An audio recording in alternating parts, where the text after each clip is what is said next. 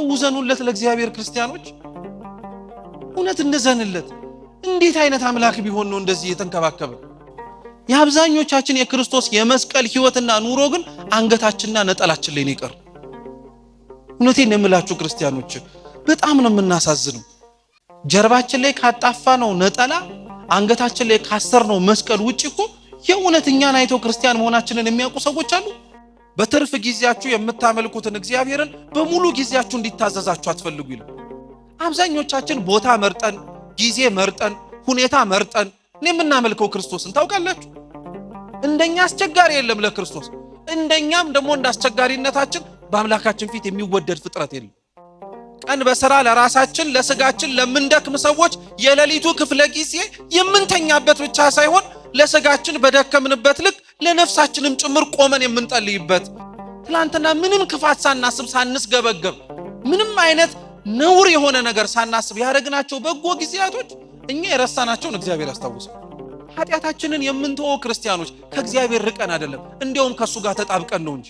ልብ ብላችሁ ስሙ ክርስቲያኖች ባካችሁ።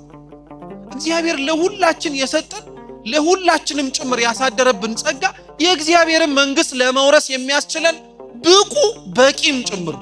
እውነተኛ ማንነታችንና እውነተኛ የቅድስና ህይወታችንን የምንጀምረው ከነጨለማችን ማን ጋር መምጣት ስንችል ነው። ይሄንን አምላካችን ልዑል እግዚአብሔር ለሁላችን ይፍቀድልን። አብዛኞቻችን ግን ራሳችንን እንመልከተው። ነጽተን ተቀድሰን እግዚአብሔር በኃጢአታችን የተማረረ መሸከም እኛን የከበደውና የሰለቸው ይመስል ተስተካክዬ ካልሆነ ከዚህ በኋላ ብመጣም የሚቀበለኝ አይመስለኝም እያልን ብዙ ነገር እናወራለን። ኃጢአት ስንተው አይደለም እኮ እግዚአብሔር ጋር የምንመጣው ክርስቲያኖች። ኃጢአታችንን ትተን አራግፈን እስከምንጨርስ ድረስ አይደለም ጠብቀን የምንመጣው ቤተክርስቲያን። ከነችግርህን የምትመጣው ክርስቲያኖች ስንኖር በምንችለው አቅም መልካም ነገር ለማድረግ እንሞክር። ብዙዎቻችን በነገራችን ላይ ጽድቅ ስንሰራ በኃጢአት የምንወድቅ አንመስልም ታውቃላችሁ። በጎ ስናረግ ንፉግ አንመስልም። ሰጪ ስንሆን ከልካይ አንመስልም። ክርስቲያን ግን ሲኖር አስተውሎ፣ ክርስቲያን ግን ሲራመድ ተጠንቅቆ እንዲሆን መጽሐፍ ይነግረናል።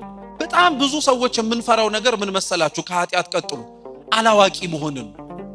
እኛው ራሳችን በእያንዳንዳችን አለማወቃችንን ማወቃችን ትልቁ ዕውቀት ነው። እፎይ የሚያስብለን ትልቅ ነገር ምን እንደሆነ ታውቃላችሁ? አላውቅም ማለት። ከክርስቶስ ጋር ለመኖር ማናችንም ከእግዚአብሔር ጋር አብረን ለመኖር በቤተ ክርስቲያን ጥላ ለመጠለል ስንመጣ በጣም ነው የሚገርማችሁ ክርስቲያኖች። መጀመሪያ የምንፈተነው ፈተና ክብራችንን።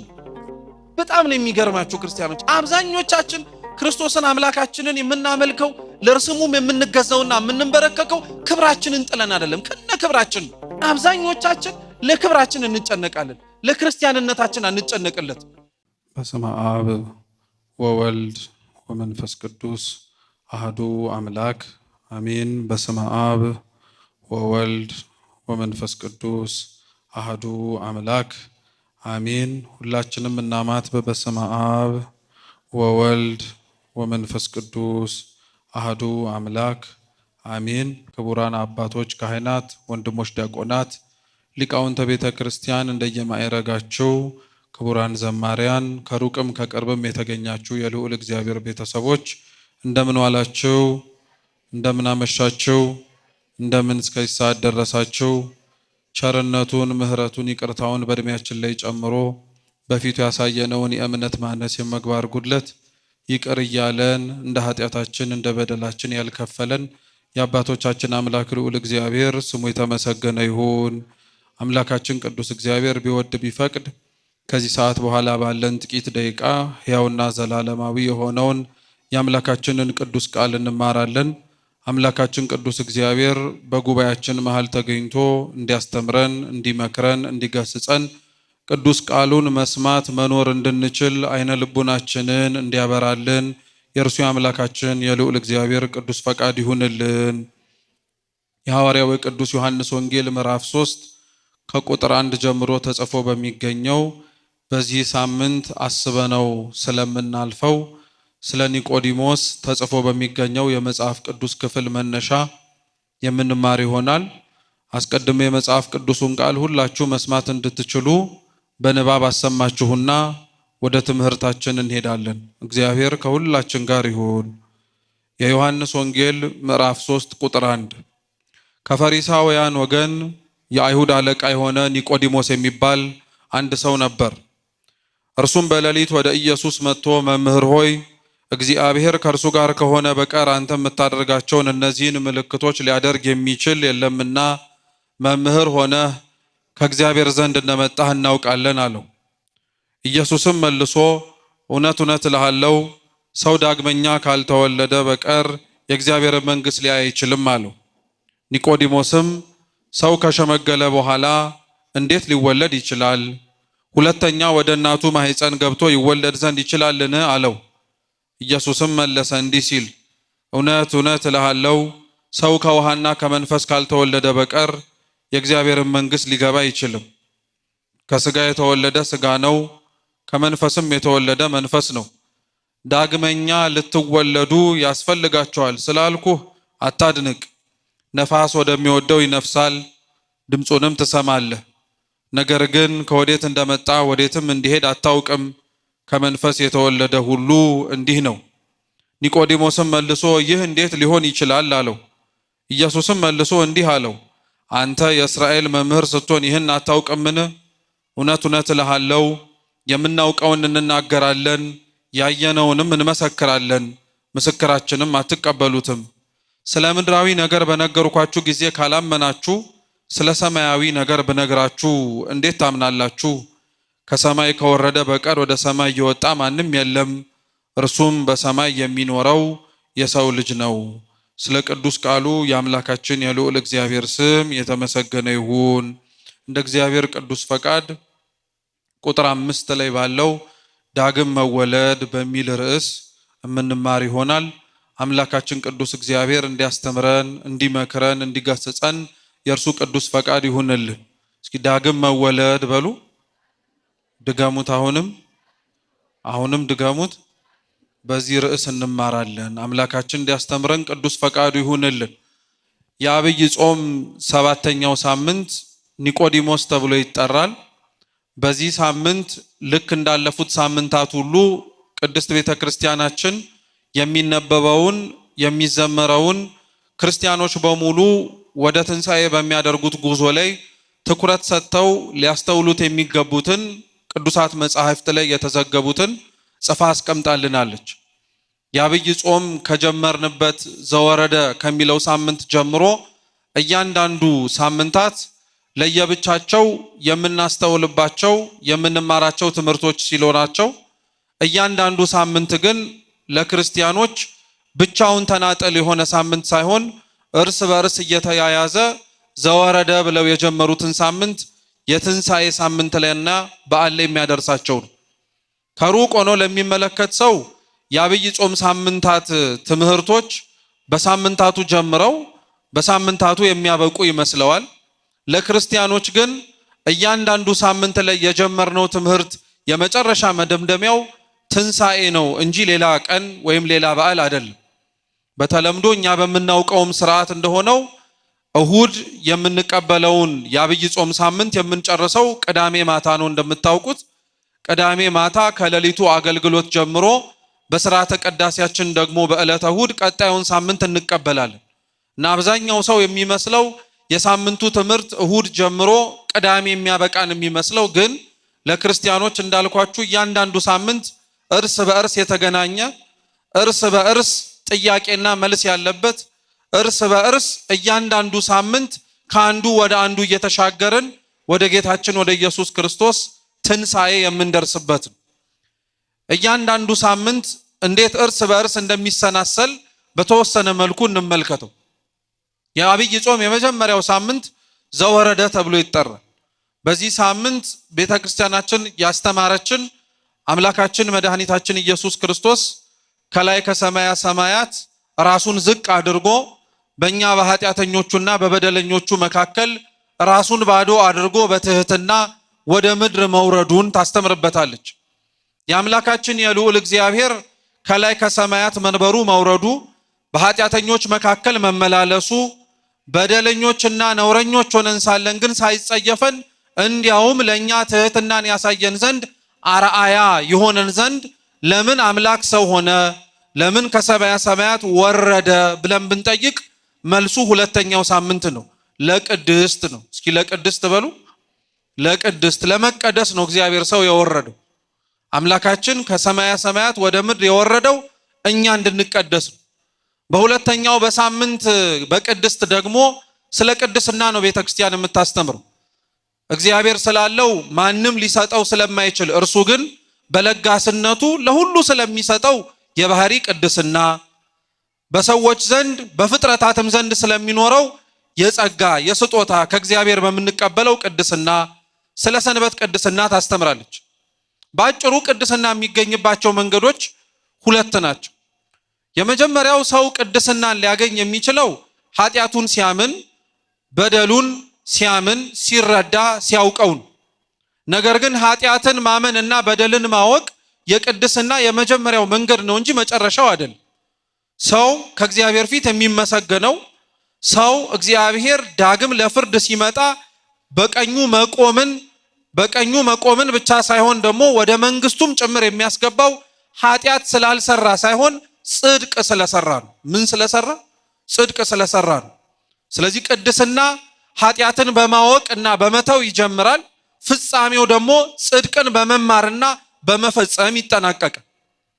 ስለዚህ ስለ ቅድስና ስናስተምር ዘወረደን እያሰብን አምላክ የወረደው እኛ እንድንቀደስ ነው ካልን እኛ የምንቀደሰው ጽድቅን በመስራትና ኃጢአትን በመተው ከሆነ ደግሞ ኃጢአታችንን እንዴት ልንተው እንችላለን ስንል ደግሞ መልሱን የምናገኘው ሶስተኛው ሳምንት ምኩራብ ላይ ነው።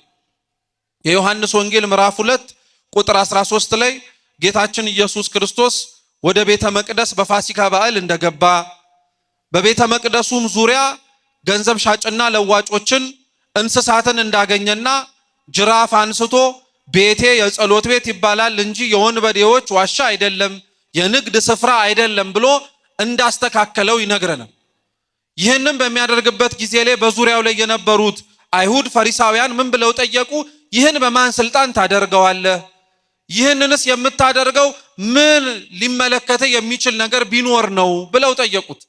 ክርስቶስም እንዲህ አላቸው፣ እውነት እላችኋለሁ ይህን መቅደስ አፍርሱት፣ በ3 ቀን አነሳዋለሁ አለ።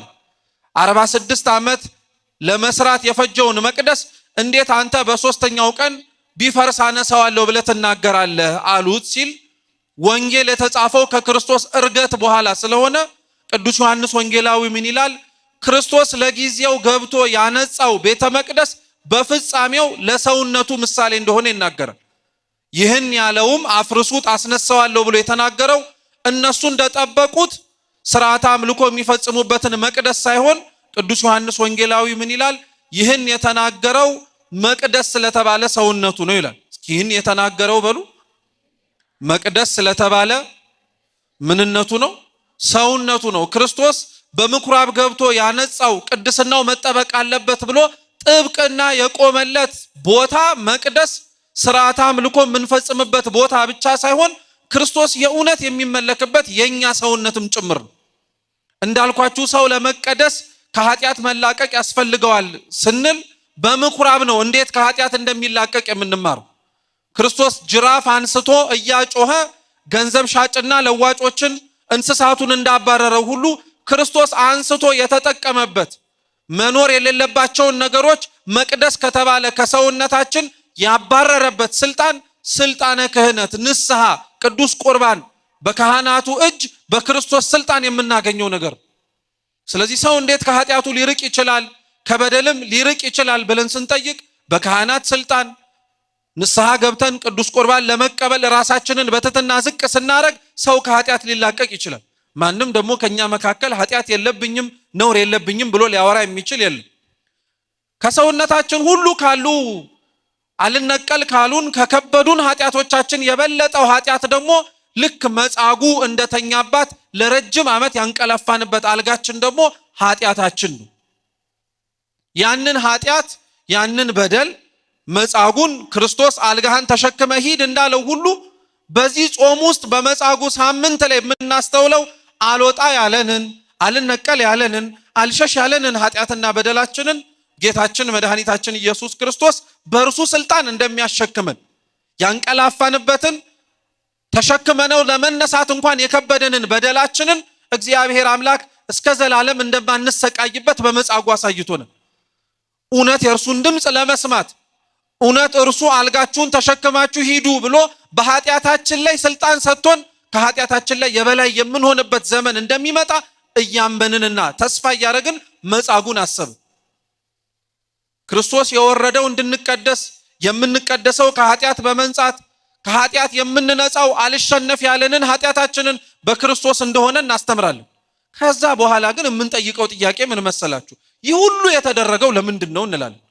ለደብረ ዘይት ነው። ከክርስቶስ ከሚቆሙት ከቀኙ መካከል እንድንጨመር፣ እንድንደመር፣ አብረን መቆም እንድንችል፣ በምድር ላይ ራሳችንን ዝቅ ለማድረግ ክርስቶስ በሄደበት በትህትና በቅድስና ማረፊያው በሆነ በመቅደሱ ስፍራ ሊኖረው የማይገባውን የምናጸዳው እንደ መጻጉዕም ጭምር ቆመን ለመመላለስም ራሳችንን የምንሞክረው ከክርስቶስ የዙፋኑ ፊት በቀኝ ከሚቆሙት ለመታደል ነው። ክርስቶስ አምላካችን ይህን ለሁላችን ያድርግልን። ክርስቶስ ደግሞ በቀኙ የቆሙትን የመንግስቱ ወራሾች ለመሆን የታደሉትን የሚያስገባቸው ኑ የአባቴ ብሩካን ዓለም ሳይፈጠር ወደ ተዘጋጀላችሁ መንግስት ግቡ የሚላቸው በቀኙ መቆምን የታደሉት እምነትና ምግባራቸውን የጠበቁ የተሰጣቸውን መክሊት ያተረፉ ታማኝ አገልጋዮች ናቸው። ምን አገልጋዮች? ታማኝ አገልጋዮች። አያችሁት? ስለዚህ እስካሁን ድረስ በነገራችን ላይ ወርደን ገብርኄር ላይ ደርሰን ከዛ ወረዳ አንስተን፣ ስለዚህ እርስ በርስ የተሰናሰለን ራሱን ዝቅ ያደረገ በቅድስና ለመኖር የመረጠ ሰውነቱ አካባቢው ካለበት ኃጢአት ራሱን ለመለየት የሞከረ መታመሙን አውቆ ወደ መድኃኒቱ የሄደ ከክርስቶስ በቀኙ ለመቆም ራሱን እንደ ታማኝ አገልጋይ ዝቅ ያደረገ ደግሞ ማን እንደሆነ ታውቃላችሁ? አሁን ያለንበት ሳምንት ኒቆዲሞስ። አያችሁት? እያንዳንዱ ሳምንት እርስ በርስ ግንኙነት አለው ማለት ነው። ዝም ብሎ ተነጥሎ የሚወጣ ሳምንት የለን። እያንዳንዱ ሳምንት ጉዞ ወደ መጨረሻ ወደ ትንሣኤ ስለሆነ ይሄንን ታማኝ የሆነውን ትሁት የሆነውን ራሱን ዝቅ ያደረገውን ከኃጢአት ተላቆ ከክርስቶስ ጋር አብሮ ለመኖር የታደለውን ቅዱስ ኒቆዲሞስ ቤተክርስቲያን በዚህ ሳምንት ታስበዋለች። ስለ ቅዱስ ኒቆዲሞስ በመጀመሪያ የመጽሐፍ ቅዱስ ክፍል ላይ ተጽፎ የምናገኘው የዮሐንስ ወንጌል ምዕራፍ 3 ላይ ነው። ቅዱስ ዮሐንስ ስለ ብዙ ርዕሰ ጉዳዮች ሲጽፍ አንዱ ከጻፈልን ነገሮች መካከል በዚህ ሰማያዊ በሆነው ወንጌል ላይ የኒቆዲሞስንም ታሪክ ጭምር ነው። ኒቆዲሞስና ክርስቶስ ስለተገናኙባት ምሽት ቅዱስ አምላካችን ልዑል እግዚአብሔር ኒቆዲሞስን እንዴት እንዳስተካከለው ተጽፎ የምናገኝበት የዮሐንስ ወንጌል ላይ ስለ ኒቆዲሞስ መጽሐፍ ሲጀምር ቅዱስ ዮሐንስ እንዲህ ብሎ ነው ሲነበብ እንደሰማችሁት። ከአይሁዳውያን ወገን የሆነ የፈሪሳውያን አለቃ ኒቆዲሞስ ተብሎ የሚጠራ አንድ ሰው ነበር አለ። ስንት ሰው? መጽሐፍ በነገራችን ላይ አህዝንም ወይንም ደግሞ ቁጥርንም ለመለየት አንድንም ነገር ልዩነቱንም ጭምር ለማጠየቅ ተመሳሳይ የሆኑ ቃላትን ሊጠቀም ይችላል። ልብ ብላችሁ ስሙ። መጽሐፍ ቅዱስ ላይ አንድ፣ አንዲት የሚሉ ቃላቶች ቁጥርን ወይንም ደግሞ ደረጃን ወይንም ደግሞ አሃዝን ለማመላከት ብቻ የሚጠቅሳቸው አይደሉም። እነዚህ ቃላቶች የሚጠቀሱት አንድን ነገር ተመሳሳይ እንዳልሆነና ልዩ እንደሆነ ለማሳየትም ጭምር ነው። አምላክን በድንግልና ጸንሳ የወለደችው ክብርት እመቤታችን ስለ እርሷ መበሰር፣ ስለ እርሷ መልካም የሆነውን የድህነታችንን ዜና መስማት ቅዱስ ሉቃስ የሉቃስ ወንጌል ምዕራፍ 1 ቁጥር 26 ላይ ሲነግረን ምን ብሎ ነው የሚጀምረው? በስድስተኛው ወር ከእግዚአብሔር የተላከ ስሙ ገብርኤል ተብሎ የሚጠራ መልአክ ወደ ናዝሬት ገሊላ መጣ። በናዝሬት ገሊላም ሊያበስራት ወደ እርሷ የተላከችዋንም ሴት ሲናገር ምን ብሎ ነው የሚጠራት? ወደ አንዲት ድንግል ተላካል። እስኪ አንዲት ድንግል በሉ። ምን ማለት መሰላችሁ? በዛ በናዝሬት ገሊላ ሰፊዋ በሆነችው በኢየሩሳሌም ግዛት እመቤታችን ብቻ ናት እንዴ ድንግል ልትሆን የምትችል? ስንት ያላገቡ ሊኖሩ እኮ ይችላሉ። ስንት ለማግባት እንኳን አቅመ ሔዋን ላይ ያልደረሱ ብዙ ሴቶች እኮ ሊኖሩ ይችላሉ።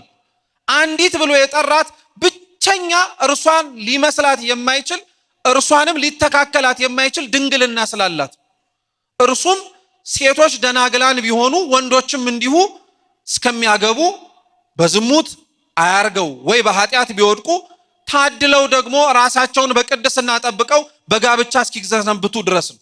ከዛ በኋላ የሰው ልጅ የሥጋ ድንግልናው ይጠፋል። የእመቤታችን አንዲት ድንግል መባሏ ለፍጡራን የሰው ልጆች እንዳላቸው የሥጋ ድንግልና ብቻ ሳይሆን እርሷ የነፍስም ድንግልና ስላላት ለፍጡራን ያላቸው የሥጋ ድንግልና ብቻ ሳይሆን እርሷ በንግግሯም ይሁን በሐሳቧ ድንግል የተባለች ኃጢአትን የማታውቅ እግዚአብሔርንም ፍጹም ያላሳዘነች ስለሆነች ስንት ድንግል ናት አላት? አንዲት ድንግል ናት አላት። ተመሳሳይ የሆነም አሁን የሰርኩን ጸሎት ስንጀምር አባቶቻችን ጸሎትም ሲያደርጉ ልብ ብለን አስተውለን ከሆነ የውዳሴ ማርያም ጸሎታችንም ላይ የዘውትር ጸሎት ይሁ ተመሳሳይ የሆነ አገባብና አገላለጽ አለ። እርሱም ምንድን ነው? ለአብ ለወልድ ለመንፈስ ቅዱስ አንዲት ስግደት እሰግዳለሁ እንላለን። ስንት ስግደት ግን? እንደዛ እያልን ስንቴ ነው የምንሰግደው? ሶስቴ እኮ ነው የምንሰግደው። ጉዳዩ ቁጥርን ለማመላከት ሳይሆን ለአብ ለወልድ ለመንፈስ ቅዱስ የምትሰጠዋን ስግደት ለነሱ ካልሆነ በቀር ለሌላ አይሰጥም፣ አንዲት ስግደት ናት እያልን በዚሁ አገባብ ኒቆዲሞስንም የተለየ ሰው መሆኑ እንዲታወቅ ዮሐንስ ወንጌላዊ አንድ ሰው ነው አለው። ስንት ሰው? አንድ ሰው ነው አለው። ፈሪሳውያን በጣም ብዙ ናቸው፣ አይሁዳውያንም በጣም ብዙ ናቸው። ይሄ የፈሪሳውያን አለቃና አይሁዳዊ የሆነው ኒቆዲሞስን ለመለየት ግን ይረዳን ዘንድ ዮሐንስ ወንጌላዊ ኒቆዲሞስን አንድ ሰው ነው አለው። እውነት ነው። አንድ ሰው ያስባለው ነገሩም ደግሞ ምን መሰላችሁ? ኒቆዲሞስ ብዙ ሰዎች አብረው ተስማምተው ሊሄድላቸው የማይችሉ ነገሮች ለሱ ተስማምተውለት ስለሄዱ ነው። ኒቆዲሞስ ባለጸጋ ነው፣ ገንዘብ አለው፣ ሀብት አለው፣ ንብረት አለው። ኒቆዲሞስ ባለስልጣን ነው። ፈሪሳዊ ማለት ባለስልጣንነትንም ጭምር ሊያጠቃልል የሚችል መጠሪያም ጭምር ነው። ለምን? ምንም እንኳን ክርስቶስ በዘመኑ በነበረበት ወቅት ላይ በሮማውያን ቀኝ ግዛት ይገዙ እንጂ እስራኤላውያን በእነሱ ሕግና መመሪያ መተዳደር እንዲችሉ ግን በተወሰነ መልኩ ይፈቅዱላቸው ነበር። ስለዚህ እነዚህ ፈሪሳውያን ተብለው የሚጠሩት ምሁረ ኦሪት ናቸው። የኦሪትን መጽሐፍ ብሉይ ኪዳንን የሚያውቁ የሙሴ ሕግ እንዳይጣስ የእግዚአብሔር ሕግ እንዳይፈርስ ጥብቅና ቆመው ሰው ኃጢአትና በደል ሲሰራ ራሱ በእነሱ ፊት ቆሞ ይፈረድበታል። የአይሁድ ሸንጎ እየተባለ ሲጠራ መጽሐፍ ላይ የምንሰማው እነዚህ ፈሪሳውያን አሉበትም። እየሰማችሁኝ ነው?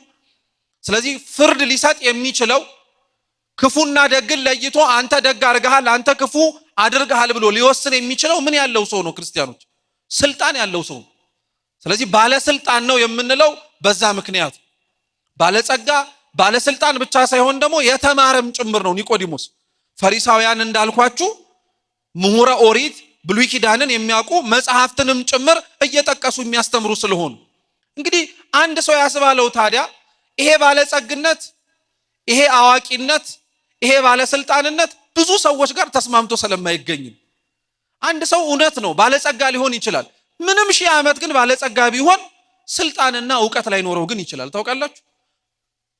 አንድ ሰው አዋቂ ሊሆን ይችላል። አዋቂ ሆኖ ግን ገንዘብና ስልጣን ላይኖረው ይችላል። አንድ ሰው ደግሞ በተገላቢጦሽ ገንዘብ ኖሮት ስልጣንና ዕውቀት ላይኖረው ይችላል። በብዙዎቻችን ዘንድ አንዱ ሲኖር ወይ ሁለቱ ይጎላሉ፣ ወይ ሁለቱ ሲኖሩ አንዱ ሊጎልብን ይችላል። ኒቆዲሞስ ግን ባለጸግነትም ባለስልጣንነትም አዋቂነትም ያለው ሰው ስለሆነ ስላልተለያዩበት የተለየ ሰው መሆኑን እንድናውቀው መጽሐፍ ኒቆዲሞስን ስንት ሰው ነው አለው? አንድ ሰው ነው አለው። አንድ ሰው ነው አለው።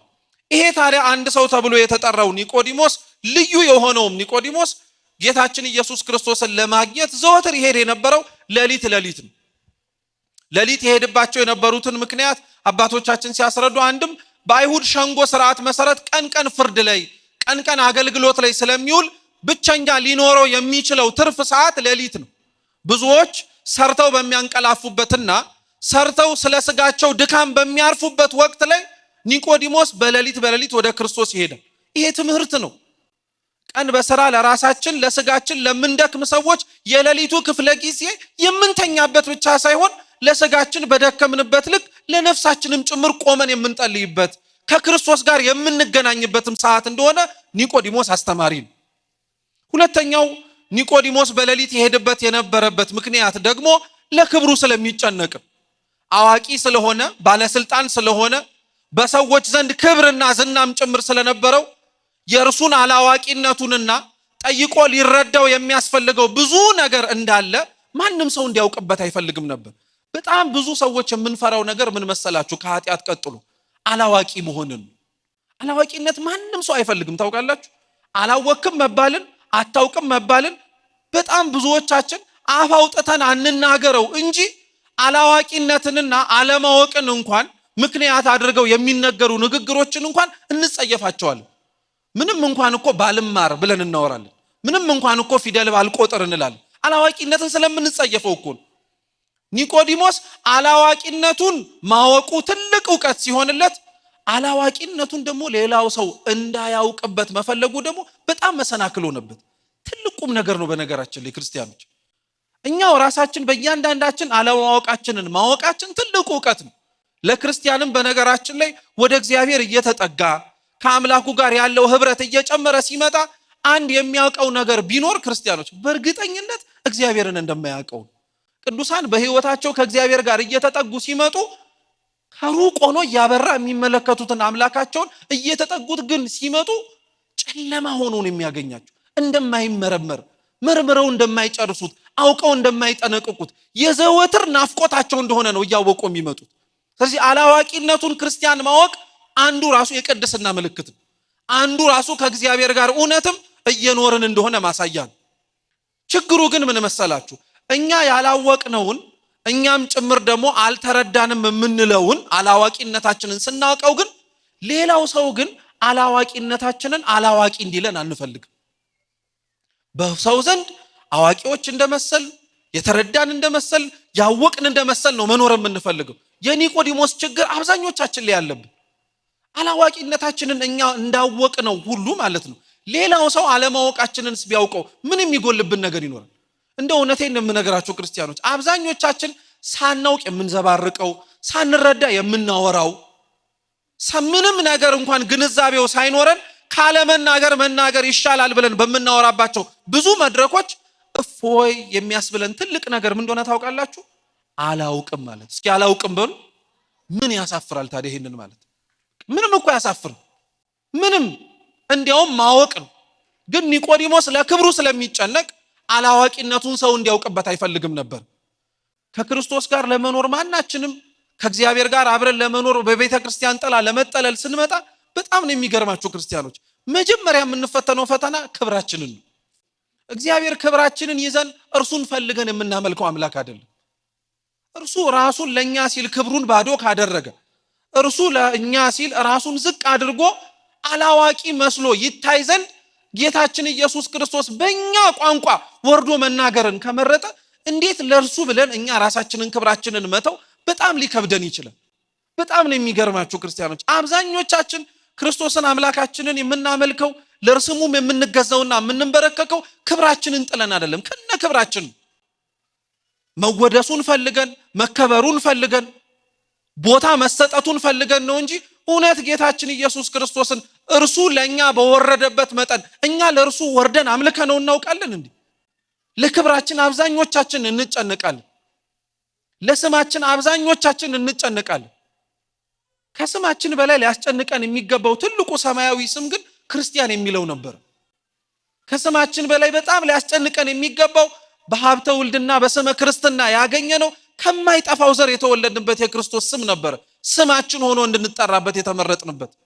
ግን አብዛኞቻችን ለክብራችን እንጨነቃለን፣ ለክርስቲያንነታችን አንጨነቅለት።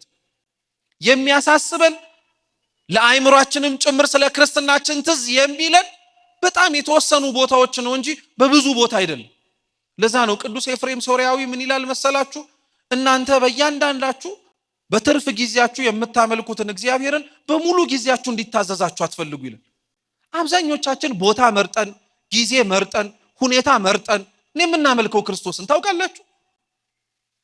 በሁሉም ቦታ እንገዛለትን፣ በሁሉም ቦታ ዝቅ አንልለትን፣ በሁሉም ቦታ በኑሯችን ውስጥ እንዲታይ አንፈቅድለትም ለክርስቶስ።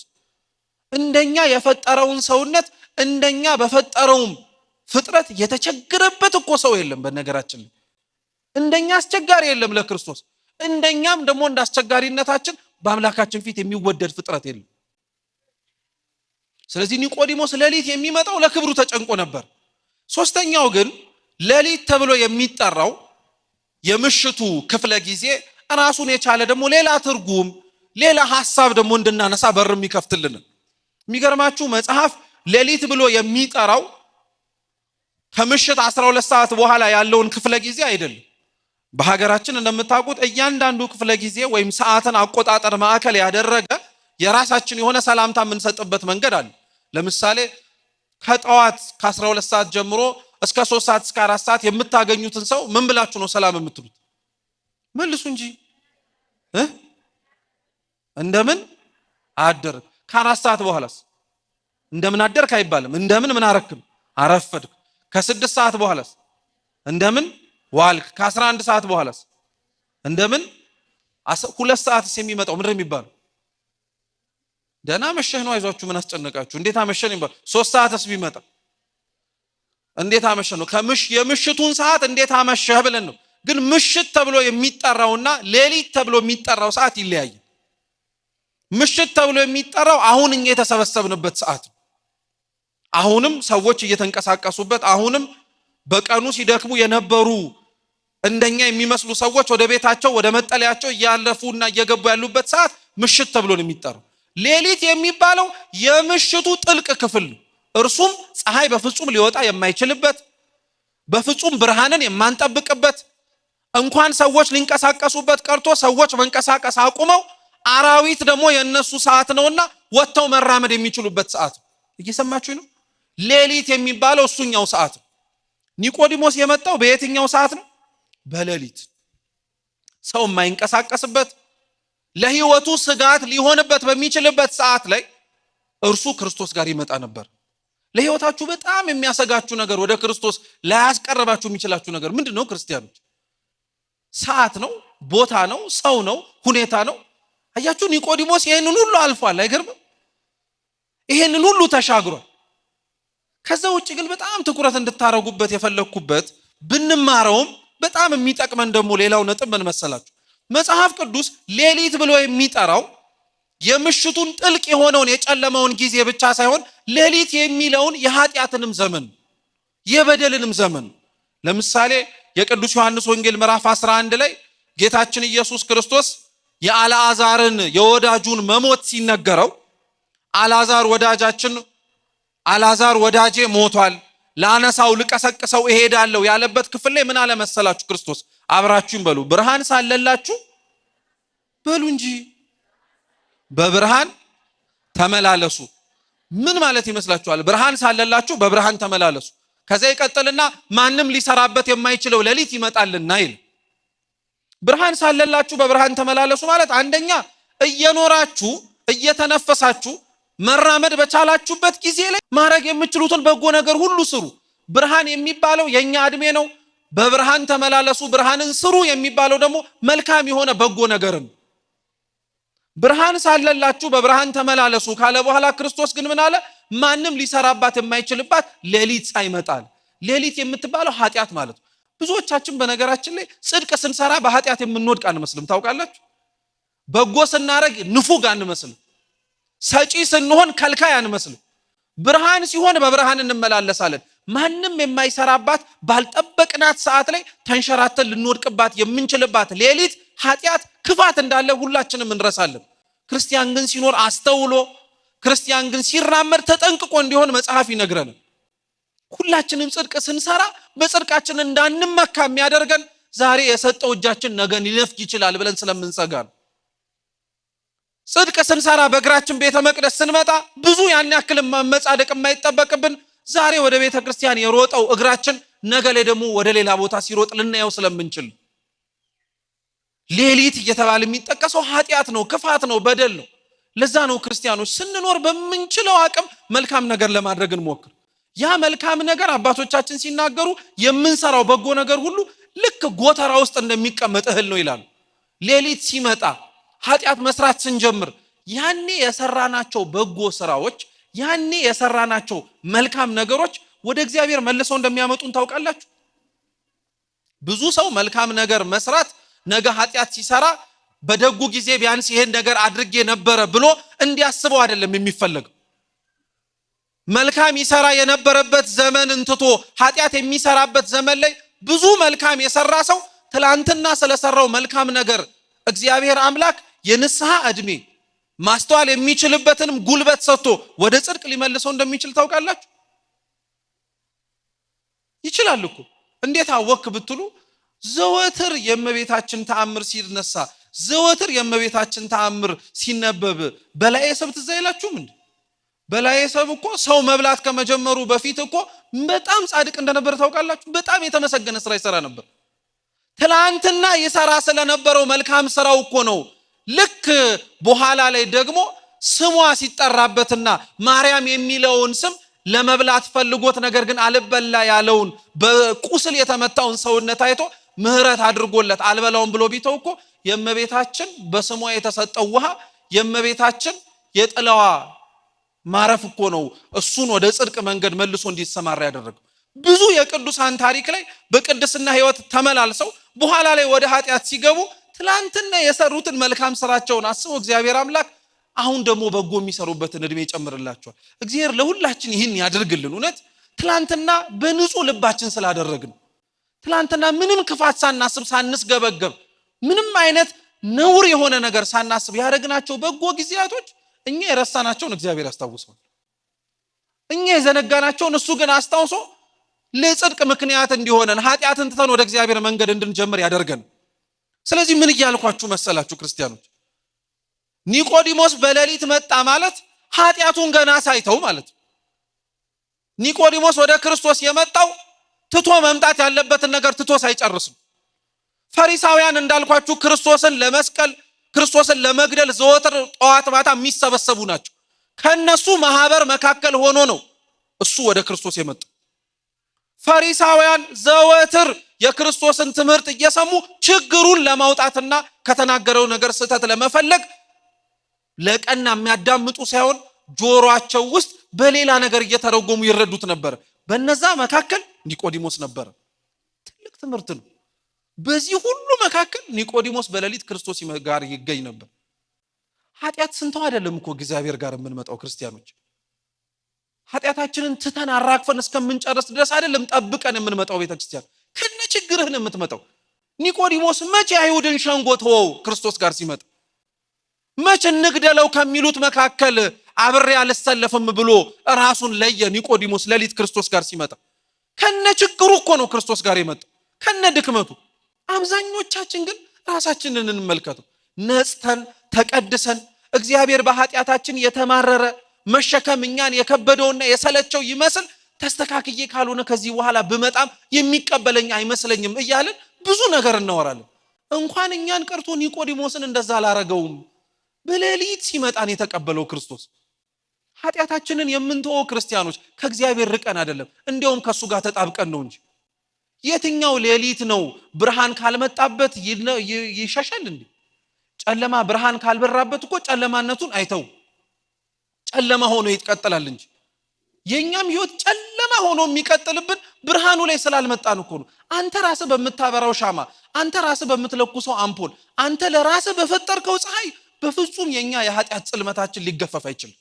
በፍጹም እውነተኛ ማንነታችንና እውነተኛ የቅድስና ህይወታችንን የምንጀምረው ከነጨለማችን ማን ጋር መምጣት ስንችል ነው። ይህንን አምላካችን ልዑል እግዚአብሔር ለሁላችን ይፍቀድልን። ፈቅዶልናልም ጭምር። እኛንን እንጂ የምንሸሸው መች ጸድቀን ዛሬስ ተሰብስበን ተገኘ? መቼ መልካምና ብርሃናዊ የሆነ ስራ ሰርተን ከሱ እግር ስር ለመቀመጥ በቀን? ከነጨለማችን የመጣ ነው፣ ከነሌሊታችን። ለምንስ ይመስላችኋል ክርስቲያኖች? ከነጨለማችን ካላቆምነው ኃጢአታችን ጋር ቤተ መቅደሱ በሰማይ በተሰራው አምሳል በምድር ላይ በተተከለው ቦታው ላይ እግዚአብሔር እንድንሰበሰብ የሚፈቅድልን። ልብ ብላችሁ ስሙ ክርስቲያኖች። ኒቆዲሞስ ባልተወውና መተው በሚጠበቅበት ነገሮች ላይ ገና ሳይጸናና ገና የተስተካከለ ነገር ሳይኖረው ክርስቶስ እርሱ ጋር እንዲመጣ ይፈልግ የነበረበት ምክንያት ይፈቅድለትም የነበረው ኒቆዲሞስ እርሱ ስለ ራሱ የሚያውቀውና እግዚአብሔር ስለ እርሱ የሚያውቀው ነገር የተለያየ ስለሆነ ነው። እግዚአብሔር እያንዳንዱን ጠርቶ ያሰማራቸውንና ወደ በረቱ እንዲገቡ የፈቀደላቸውን ሰዎች እንደው በጥቂቱ ልንገራችሁ ክርስቲያኖች። ሁሉም ሌሊት ላይ ነበሩ ሲጠሩ። ቅዱስ ማቴዎስ ዛሬ የወንጌል ጸሐፊ ሆኖ የጻፈውን ወንጌል አምነንና አንብበን ክርስቶስን ለማወቅና ለማመንም አምላክ ነው ብለን ለመስገድም ጭምር ክብሩን ለማወቅም የታደልንበት ይሄ ቅዱስ ማቴዎስ ትላንትና እኮ ቀራጭ ነበር ታውቃላችሁ። ግብር ሰብሳቢ የነበረ፣ ግብር ከመሰብሰቡም ባለፈ ደግሞ ስራው ሳይሆን ነውር የነበረው እርሱ ግን ይሰርቅ ነበር። እየሰረቀ ያለበት ግብር የሚሰበስብበት ቦታ ላይ ነው ክርስቶስ ና ተከተለኛል። ሌሊት ሆኖ ነበረ ማቴዎስን የጠራው። ለምን መሰላችሁ?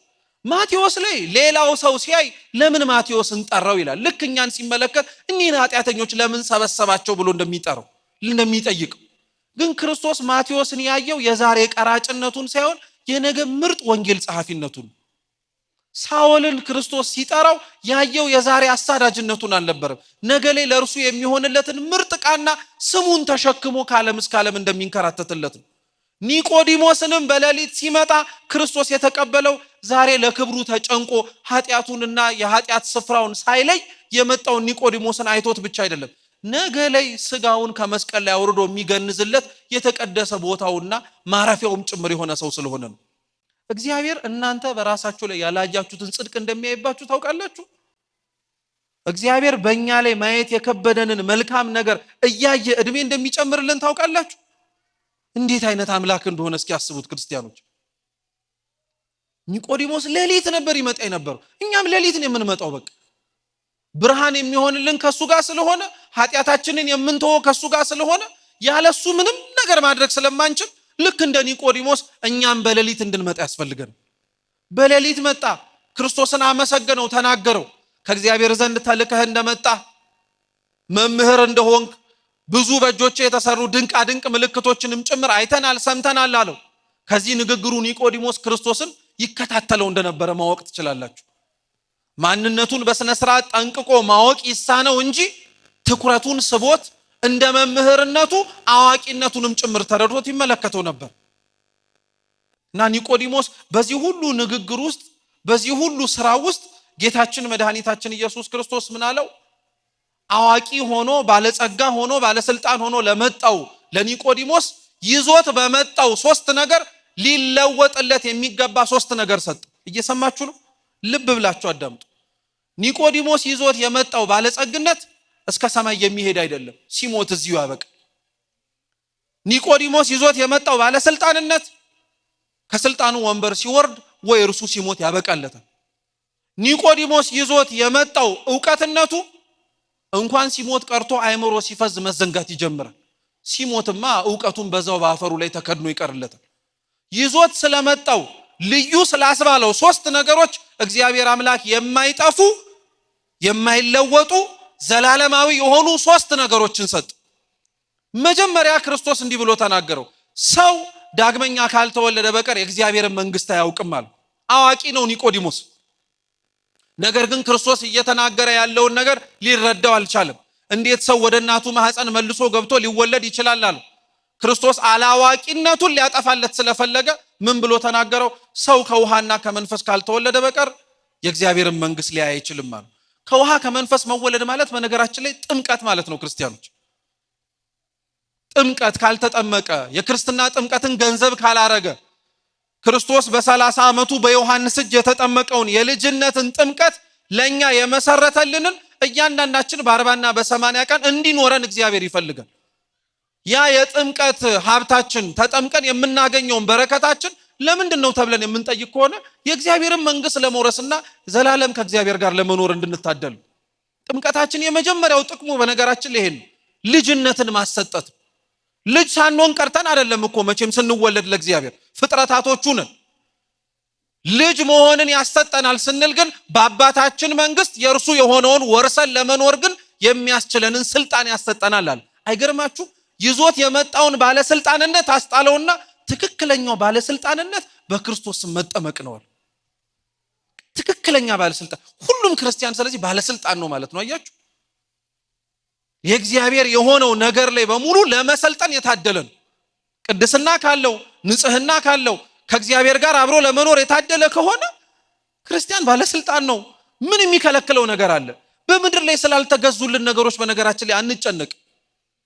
በምድር ላይ እንደ ሐሳባችን ስላልሆኑልን ነገሮች ያን ያክል አንብሰለሰልላቸው። ለምን መሰላችሁ? የኛ ጥምቀት እኮ ስጋዊ አይደለም። ክርስቶስ ነገረን እኮ ከስጋ የተወለደ ስጋ ነው አለ። እስኪ ከስጋ የተወለደ ስጋ ነው በሉ። አው ከሚታይ አካል የተወለደ የሚታይ ነው። የሚታይ አባት የሚታይ እናት አለን። ከነሱ የሚታይ ስጋን ገንዘብ አድርገናልና እኛም እንታያለን አለ እግዚአብሔር። ከመንፈስ የተወለደ ግን መንፈስ ነው አለ። መንፈስ ያለው መንፈስ ቅዱስን ስንጠመቅ የምንገባበት ውሃው ከውሃ ተወለድን ብለን የምንወጣበት አይደለም፣ ከመንፈስ ተወለድን ብለን የምንወጣበት። በመንፈስ መወለድን ረቂቅ ሆኖ ልናየው የምንችለው ምስጢር ስላልሆነ ውሃው በሰውነታችን ላይ ሲፈስ ግን በውሃው መፍሰስና በውሃው ውስጥ ገብተን በመውጣታችን ውስጥ ልክ በእናታችን ማህፀን ገብተን እንደወጣ ነው ያለ ከመንፈስ እግዚአብሔር መወለድን በውሃው በኩል እንድናየው እንድንረዳው እግዚአብሔር አደረገልን። ይሄ ትክክለኛው ባለስልጣንነት ነው። የተጠመቁ ሁሉ የእግዚአብሔር ልጆች የሆኑ ዘንድ ስልጣን የተሰጣቸው በቃ ተጠምቀው የታደሉ በክርስትና ጥምቀታቸውም ጭምር በኃጢአት ያላሳደፉ እኮ በሰማይ ላይ ምን ለማዘዝ ያልታደሉት ነገር እኮ አለ። የእግዚአብሔር የባህሪ ገንዘቡ የሆኑትን እርሱ ፈጥሮ የሚያዛቸውን ነገሮች በሙሉ እኮ ቅዱሳን እውነት ተጠምቀው የተጠመቁትንም ጥምቀት በኃጢአት ሳያሳድፏት ሲቀሩ ባለስልጣን እኮ ነው የሚያረጋቸው። በፀሐዩም እንዳዙ ያረጋቸዋል፣ በሰውነታቸው እንዲያዙ ያረጋቸዋል፣ በሁሉም ነገር ላይ ባለስልጣን ያረጋቸዋል።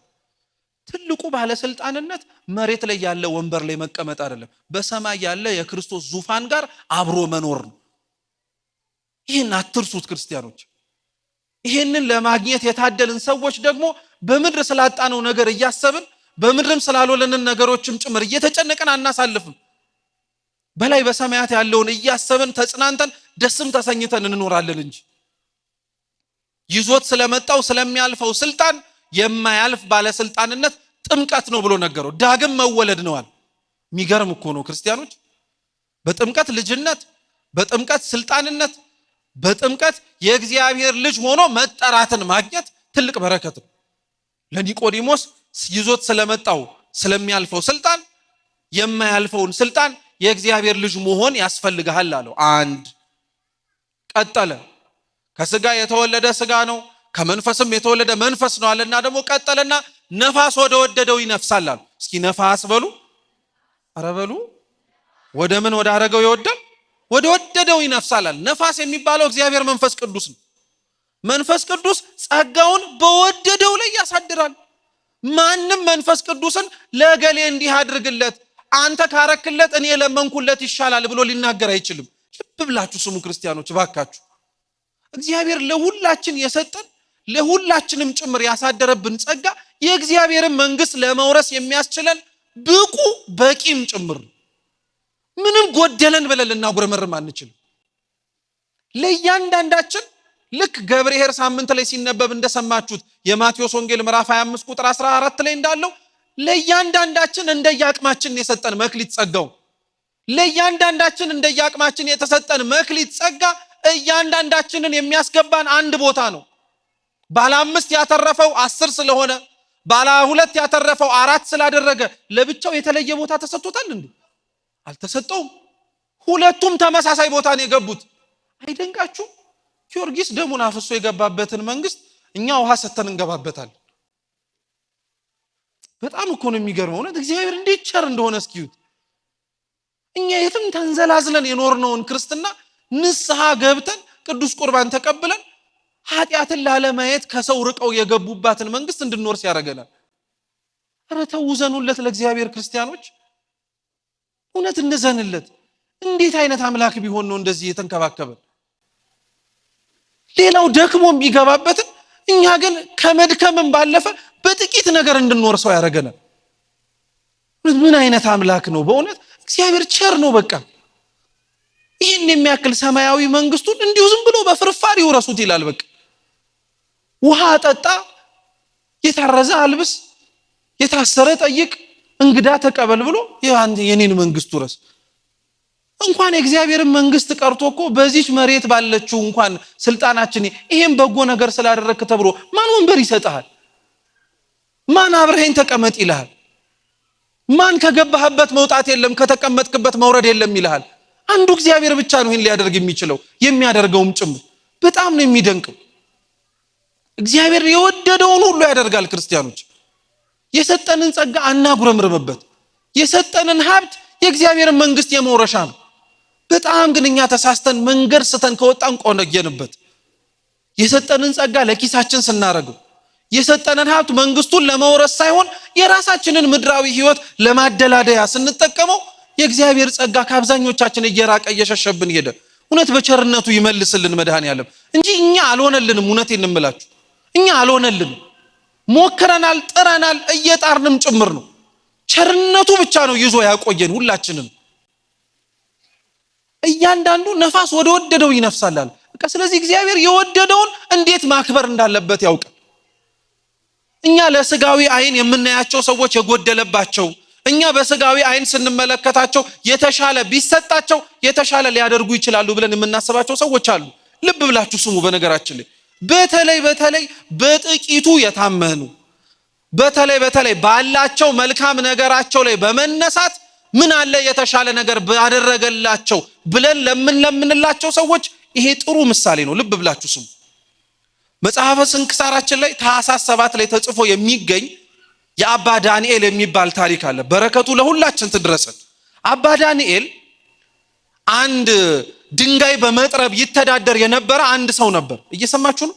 ድንጋይ በመጥረብ ይተዳደር የነበረ አንድ ሰው ነበር እና ያ ድንጋይ በመጥረብ ይተዳደር የነበረው ሰው ከሚያገኛት ትንሽ ገቢው እየመጸወተ ለቤተ ክርስቲያን ይሰጣል። እየቀነሰ ከራሱ ደግሞ ለነዳያንም ጭምር ይመጸውታል። እንግዲህ አስቡት፣ ያለው ቢሰጥ አይገርም፣ ተርፎት ነው የምንለው። የሌለው ሰው ቢሰጥ ግን በጣም ነው የሚደንቀው። ምን አለ የተጨመረ ነገር ቢኖረው ደግሞ በዚህ ልቡ የበለጠ ባረገበት እንላለን። ልብ ብላችሁ ስሙ።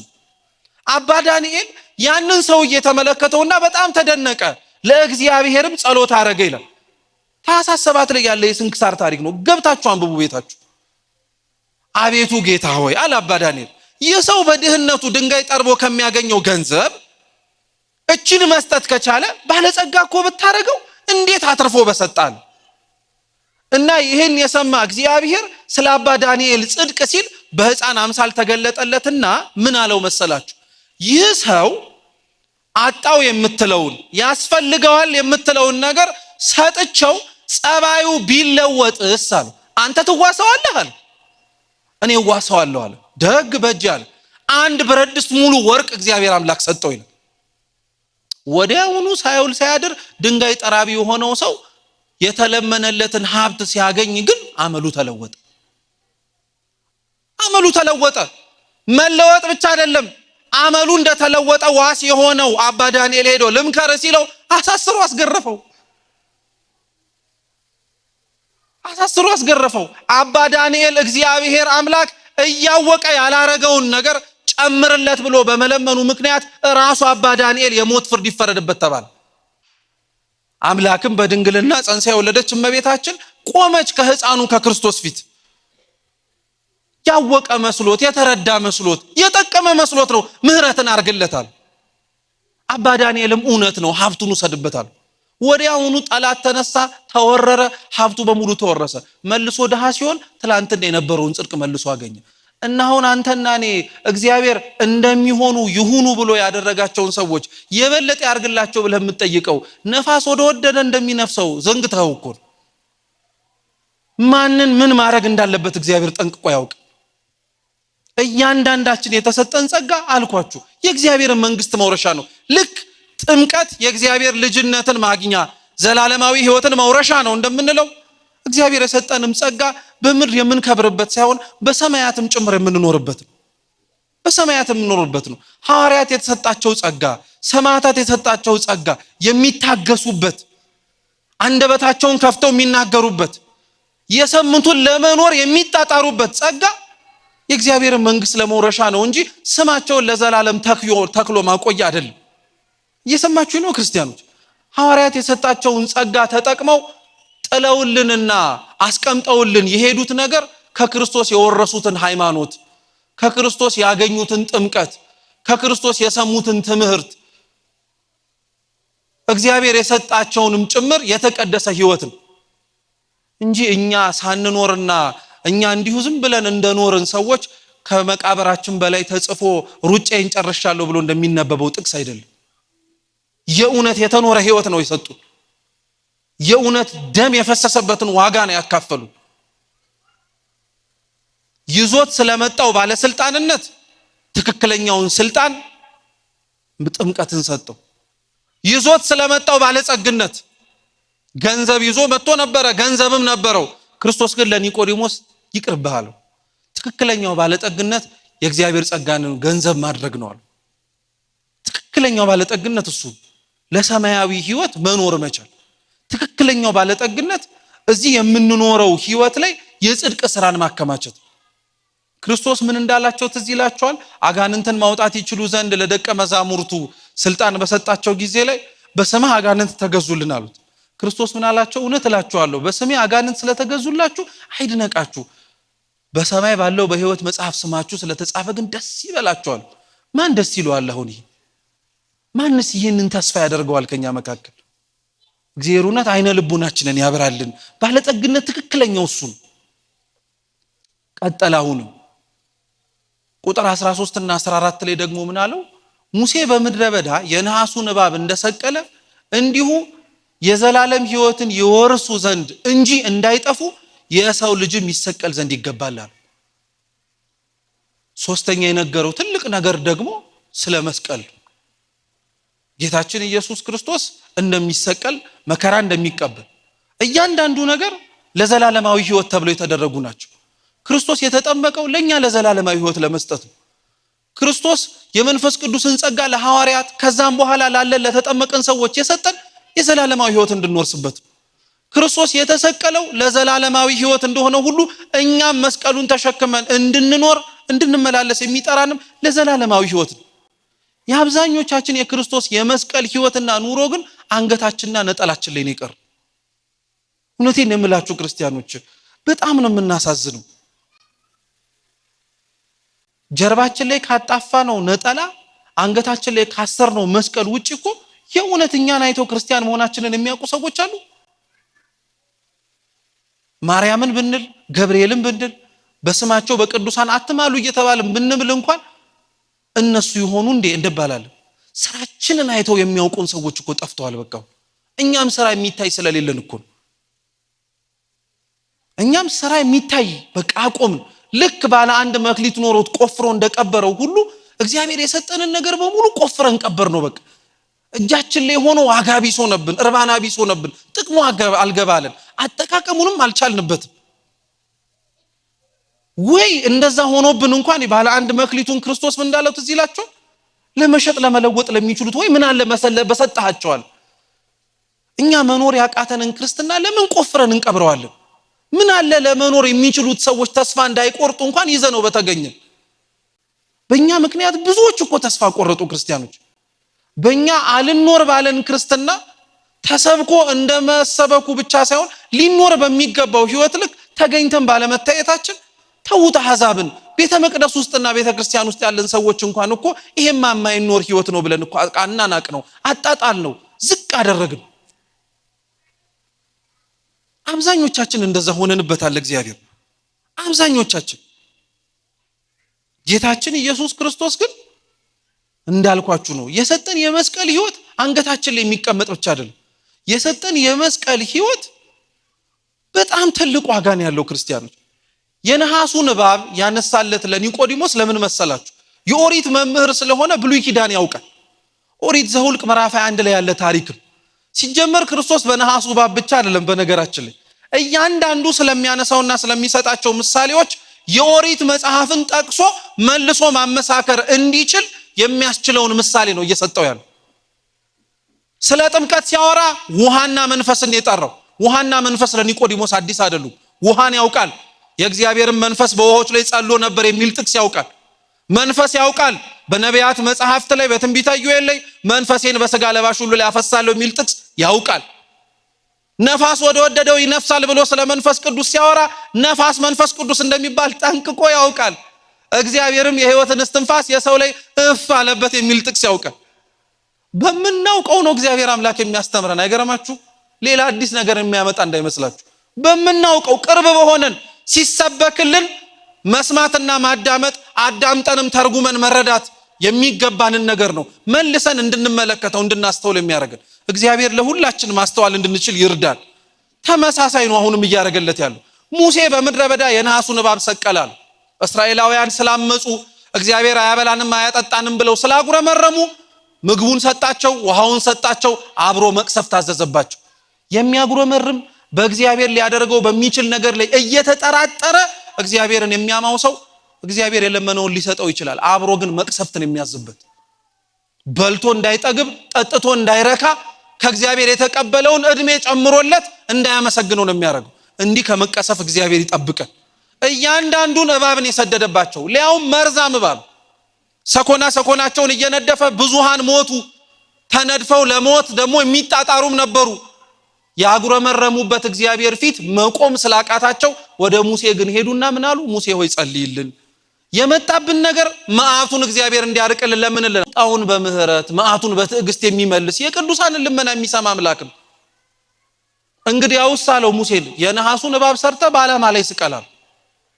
ያንን የነሐሱን እባብ ባዩ ጊዜ ላይ የተነደፉት ሰዎች ሁሉ ከመርዛማው እባብ የመጣባቸውን መታመም ይፈወሳሉ፣ ይድናሉ አለ። ከመጀመሩ ነው በሰውነት ውስጥ ያለ መርዝ መድኃኒት ሳይገባበት በእይታ ብቻ ሊፈወስ የሚችለው። ከመጀመሩ ነው ህይወት የሌለው የነሐስ እባብ የሞቱና ያንቀላፉ ሰዎችን ህይወት ሊሰጥ የሚችለው። ሙሴ የሰቀለው የነሐሱ እባብ ክርስቶስ ነበረ። እየተነደፉ መርዝ የወጣባቸው ሰይጣን ነበር። የመጀመሪያው እባብ መርዙ ኃጢአት ነው። ከፍ ባለ ዓላማ ላይ ተሰቅሎ የነበረው የነሐሱ እባብ ክርስቶስ ነው። የነሐስ እባብ ልክ እንደ ተናዳፊው እባብ መርዝ የለውም። ክርስቶስም ከፍ ብሎ ተሰቅሎ የታየው በነውር በበደሉ አይደለም። ምንም ነውርና በደል መርዝ የተባለ ነገር የለበትም። ንጹህ ነው እርሱ አምላካችን። የነሐስ እባብ ህይወት የለውም። ነሐስ ህይወት ስለሌለው ግን ህይወት ሳይኖረው ህይወት ይሰጥ ነበረ። ክርስቶስም በተሰቀለበት በዛች የዕለት ዓርብ የቀራንዮ ዕለት ላይ በስጋው ሞቶ ነበር፣ በመለኮቱ ግን ሕያው ነው። ያዩት በሙሉ ህይወትን አግኝተዋል። እርሱን ለማየት የነሐሱን እባብ ያልታደሉትን ደግሞ የነሐሱ እባብ ሲመታ ባወጣው ድምፁን ሰምተው ተፈውሰዋል። ክርስቶስን ተሰቅሎ ለማየት ያልታደልን እኛ ተሰቅሏል የሚለውን ወንጌል ተሰብኮልን እኮ ነው አምነን አሁን የክርስቶስን ድህነት ድነናል ብለን የምንናገር። እየሰማችሁ ነው? ለሙሴ ይሄን ነገሩ። ከሞት ወደ ህይወት እንዴት መሻገር እንደሚቻል በነሐሱ እባብ አስረዳው። የክርስቶስ መስቀል ህይወት ሰጪ ነው አሉ። አንድ ልጨምርላችሁና ትምህርታችንን እንጠቅልል። ሁለተኛ ነገሥት ላይ ደግሞ የኤልሳ ታሪክ አለ። እስኪ ኤልሳ በሉ። ኤልሳ የኤልያስ ደቀ መዝሙር ነው፣ ነብይ እግዚአብሔር ይባላል። በረከቱ ለሁላችን ትድረሰን። የኤልሳ ደቀ መዛሙርት አብረው ተቀምጠው ይማሩበት የነበረበት ቦታ ላይ ተቀምጦ ለመማር ቦታ ጠበባቸው። የክርስቶስ መስቀል ጥቅሙ እንዲገባን ነው። በነገራችን ላይ ክርስቲያኖች ይህን ሁሉ የምንናገረው እንዴት ህይወትን እንደሰጠን እንድንረዳው። ቦታ ጠበበን፣ መቀመጫ እንድንሰራ እባክህ ፍቀድልን፣ በወንዙ ዳር ባሉት እንጨቶች ቆርጠን እናምጣ አሉት። ኤልሳ ፈቀደ፣ ዝም አለ። ከደቀ መዛሙርቱ መካከል ከተማሪዎቹ አንዱ ከሰው መጥረቢያ ተውሶ መጣና እንጨት እየፈለጠ ሳለ መጥረቢያው ወይንም ደግሞ ብረቱ ለብቻው ተገንጥሎ ባህር ውስጥ ገባበት። ወዮ ወዮ እያለ ጮኸ። ኤልሳ ምን ሆነህ ነው አለ። ይሄንን ምሳር ይሄንን የምጠርብበትን መጥረቢያ ተበድሬን ያመጣሁት የኔ አይደለም። ስለዚህ እንዴት አላለቅስ? ብድሬን መመለስ አለብኛል። ኤልሳ ምን አደረገ? በዛ ዙሪያ ላይ ከነበሩ እንጨቶች መካከል አንዱን አነሳና ውሃው ላይ ጣለው። የኤልሳ የጣለው እንጨት ውሃው ላይ ሲያርፍ ወደ ታች ሰመጠ። የተዋሰው የገባው የመጥረቢያው ብረት ደግሞ ከታች ከሰጠመበት እንጨቱ ወደ ውስጥ ሲገባ ወደ ላይ ወጣ። እኛ የምናውቀው በተፈጥሮ ስርዓት እንጨት ሲንሳፈፍ ብረት ሲሰጥም ነው። ኤልሳ የጣለው እንጨት ግን ሰጥሞ መስጠም የሚጠበቅበት ብረት ግን ከፍ ብሎ ወጣ። ኤልሳ የጣለው እንጨት መስቀል ነው። ባህሩ ሲኦል ነው። ብረቱ አዳም ነው። አዳም ልክ እንደ ብረቱ ወደ ጥልቅ ገባ። ላይወጣ የሚችልበትን ተስፋውን እስኪያጣ ድረስ ወደ ጥልቁ ወደ ሲኦል ገብቶ ከዲያብሎስ ጋር አብሮ ተቀመጠ። 5500 ዘመን ተቀጣ።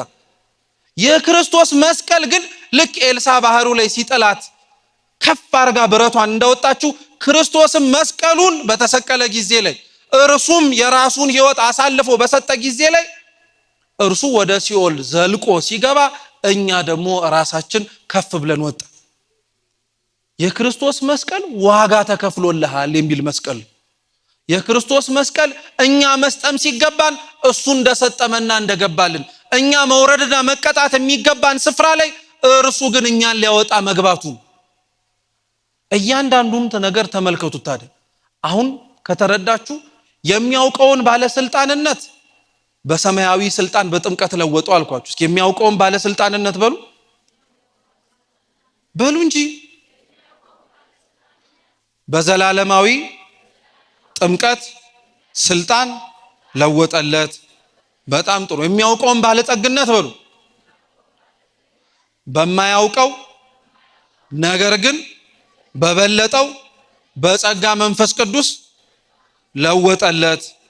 በሶስተኛ አሁን የሰማችሁት ደግሞ ምን መሰላችሁ? ኒቆዲሞስ ባለስልጣን ባለጸጋ ብቻ ሳይሆን ምንም ጭምር ነው ብያችኋል። መምህር አዋቂ ነው ብሏል።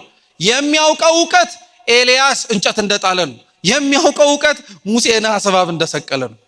እግዚአብሔር የማያውቀውን ዕውቀት ደግሞ አሁን ጨመረለት። የሙሴ የነሐሱ እባብ እኔ ነኝ አለ። ኤልሳ የጣለው እንጨቱ እኔ ነኝ አለ። የሚያልፈውን ዕውቀት አወጣፋለትና ኦሪት ስትናገር የነበረችውን ትንቢት ሁሉ ፍጻሜውን አምጥቶ ሰጠ። አንድ ሰው ማለት ይሄ ነው ክርስቲያኖች። ይሄ አንድ ሰው ሁላችንም እንደሆነን ደግሞ እንዳዘነጉት እንደ ኒቆዲሞስ የተሰበከለትን ጥምቀት የተጠመቅን፣ እንደ ኒቆዲሞስ የተነገረለትን ጸጋ መንፈስ ቅዱስ ተጠምቀን ገንዘብ ያደረግን፣ እንደ ኒቆዲሞስ የሰማውን የክርስቶስን መስቀል ተሸክመን መኖር እንድንችል እግዚአብሔር የመረጠን ሰዎች ነን። ዳግመኛ ከእርሱ ጋር መኖር እንድንችል ይህን አምላካችን ለሁላችን ያድርግልን። የሰማነውን በልቦናችን ሰሌዳ ይጻፍልን። ወስብሐት ለእግዚአብሔር።